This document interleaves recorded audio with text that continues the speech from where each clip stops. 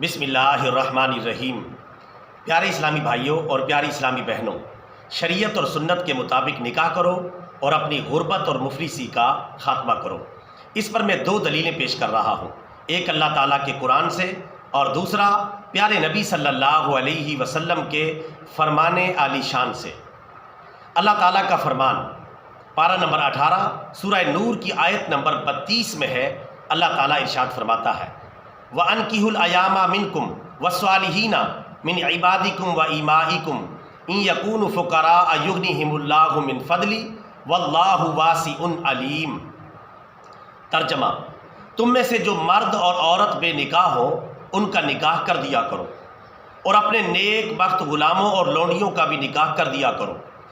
اگر وہ بے نکاح لوگ غریب ہوں گے تو اللہ تعالیٰ انہیں اپنے فضل سے امیر بنا دے گا، کیونکہ اللہ تعالیٰ وسعت والا، جاننے والا ہے۔ اسی طرح پیارے نبی صلی اللہ علیہ وسلم کا فرمان عالی شان ہے۔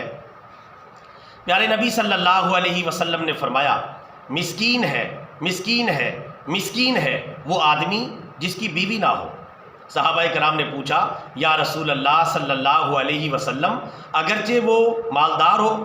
آپ نے فرمایا، اگرچہ وہ مالدار ہو لیکن پھر بھی وہ مسکین ہے۔ پھر آپ صلی اللہ علیہ وسلم نے ارشاد فرمایا، مسکین ہے مسکین ہے مسکین ہے وہ عورت جس کا شوہر نہ ہو۔ صحابہ کرام نے پوچھا، یا رسول اللہ صلی اللہ علیہ وسلم، اگرچہ وہ عورت مالدار ہو؟